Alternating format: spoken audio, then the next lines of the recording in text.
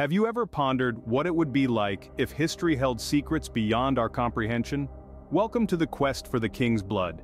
At the heart of medieval Europe, within the ancient, formidable walls of a Templar stronghold, a prophecy brews, one that intertwines the fates of men and creatures alike. Within these walls, not only knights dwell but also secretive reptilian beings known as the Draconis, coexist in an uneasy alliance.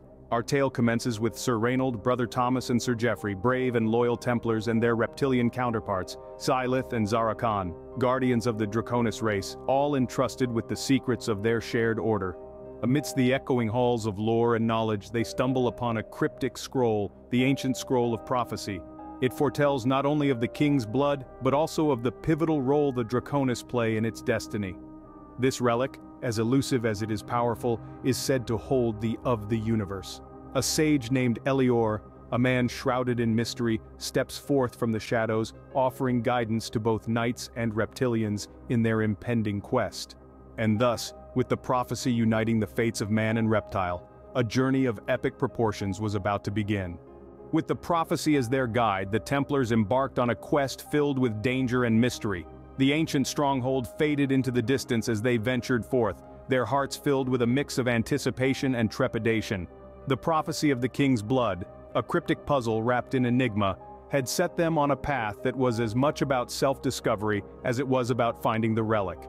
Their journey began across the rugged landscapes of medieval Europe, where each day brought forth new adversities. They faced treacherous terrains, battled fierce adversaries, and grappled with the harsh elements. Yet, they pressed on, their resolve strengthened by their shared mission. The prophecy, however, wasn't their only guide. Among them was Elior, the mysterious sage whose knowledge of the ancient texts and cryptic clues proved invaluable. His arrival had been unexpected, yet his guidance was indispensable. Elior, with his sage's robes and a past shrouded in mystery, brought a sense of calm amidst the storm. His wisdom seemed to transcend time and space, as if he had seen the world through the lens of the ages. As they moved further from the familiar, the world around them started to change.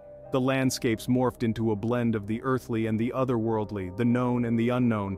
Yet, the Templars, guided by the prophecy and Elior's wisdom, didn't falter. They adapted, they learned, they evolved. Their journey was not just about reaching a destination, but about the transformation that the journey itself brought forth. The trials they faced were not just physical, but also mental and spiritual.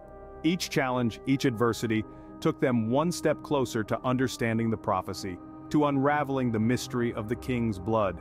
With each passing day, the Templars found themselves delving deeper into the unknown. Their journey had just begun, and they were yet to uncover the secrets that awaited them. The prophecy was their guide, the king's blood their quest, and the unknown their path. The journey was long, the path arduous, but the Templars were undeterred. Their quest had begun, and there was no turning back. As the journey continued, the Templars faced not just external threats, but also internal conflicts. The road to the king's blood was not just a physical path but a spiritual one, demanding not only their strength but also their souls. Each Templar was tested in their own unique way. Sir Reynold, the once fearless knight, found himself haunted by the ghosts of his past. The battlefield scars he wore with pride now served as a reminder of the lives he took. He questioned if he was worthy of the prophecy, if a man of violence could truly be a vessel of wisdom. Brother Thomas, the scholarly monk, struggled with the merging of science and faith. He had devoted his life to the scriptures, yet here he was, standing at the precipice of a future that seemed to contradict everything he held sacred. Could he reconcile his belief in the divine with the undeniable proof of advanced civilization? Sir Geoffrey, the nobleman, grappled with his own demons. He had left behind a life of luxury and power for the quest. Yet the further they journeyed, the louder the siren song of his old life echoed. Was the promise of the king's blood worth the sacrifice of everything he once held dear? These trials were not just obstacles but stepping stones, refining them, making them worthy of their mission. They wrestled with their doubts and fears, their past and their future. They were forced to confront the very essence of who they were and who they wanted to be.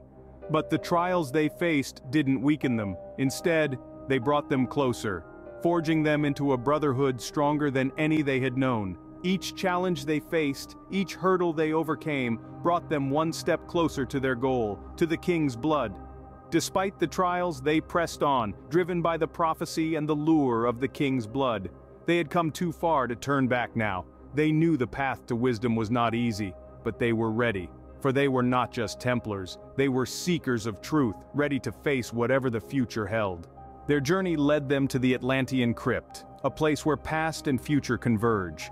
Nestled hidden in a secluded mountain range, the crypt was an enigma, a testament to the grandeur of the lost civilization of Atlantis. The ancient stone facade concealed a labyrinth of chambers filled with advanced technology, far beyond the comprehension of our medieval Templars. Wandering through the intricate maze of the crypt, they encountered a blend of the ancient and the futuristic. The air was heavy with the weight of untold centuries, yet it hummed with the vibrancy of alien energies. The crypt held a mystery, a secret that was waiting to be unveiled, a story that was waiting to be told. In the heart of the crypt, they found the Guardians, not mere statues or relics of a bygone era but living, breathing entities. These were not your typical medieval adversaries. The Guardians were ancient, but their forms bore the hallmark of advanced technology. They were a fusion of flesh and steel, a testament to the lost knowledge and technological prowess of the Atlanteans. The Guardians posed a challenge to the Templars, testing their courage, their intellect, their resolve. These were not battles of mere physical prowess. Each confrontation was a riddle, a puzzle that needed solving. The Guardians pushed the Templars to their limits, testing their mettle, their wit, their unity. Each challenge was a crucible, refining their spirits, honing their minds, forging their bonds. The Atlantean Crypt was not just a relic of the past, it was a mirror reflecting the Templars back at themselves, revealing their strengths, their weaknesses, their potential. The crypt was a test of their mettle, pushing them to their limits. It was a journey within a journey, a quest within a quest.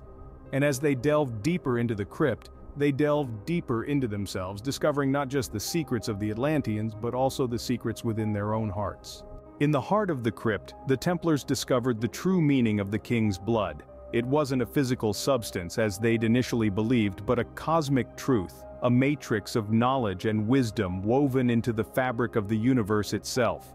This wisdom, when understood, would grant the beholder an unprecedented clarity of mind, an unrivaled understanding of past, present, and future.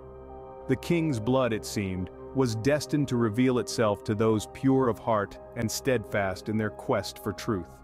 As the Templars gazed upon the glowing matrix, they could feel the knowledge seeping into their minds, reshaping their understanding of the world and their place in it. It was as if they were looking at the universe through a new lens. With the revelation, the Templars had fulfilled their quest, but they were forever changed. The knowledge they'd gained wasn't just a treasure to be hoarded, but a gift to be shared with the world. The Templars returned from their quest transformed, viewing the world through new eyes. They were no longer mere knights of a medieval order, but bearers of a cosmic secret, the king's blood. It wasn't just a relic or a prophecy anymore. It was a key, a compass, guiding them through the labyrinth of time and space. Carrying this profound knowledge, the Templars could feel their essence shift, their perspectives broaden. The world they once knew, full of battles and politics, seemed trivial in the face of the cosmic puzzle they were now a part of. The king's blood had revealed the interconnectedness of all things, a universal tapestry woven with the threads of time, space, and consciousness. The Templars, once mere threads, now saw themselves as weavers in this grand design, and yet they were still men of their time. How could they reconcile their newfound knowledge with the reality of their era? How could they use this wisdom to guide their actions, to shape their destiny and perhaps the destiny of humanity? These were the questions that echoed in their minds as they journeyed back to their stronghold, to a world that was familiar yet forever changed. The implications of their quest were far-reaching. They had touched the fabric of the universe and come back alive. They had faced trials, confronted their demons, and found a wisdom that transcended their wildest dreams. They had discovered the king's blood, not just as a prophesied relic, but as a beacon of universal truth. This transformation was not just personal. It echoed through the corridors of history, subtly altering its course. The Templars were now custodians of a truth that could shape the future, a truth they must protect, nurture, and pass on when the time was right. The quest for the king's blood was over, but it was just the beginning of a new journey, a journey not of physical trials and tribulations, but of wisdom, enlightenment, and the responsibility that came with it. The Templars had returned, transformed, and the world would never be the same again.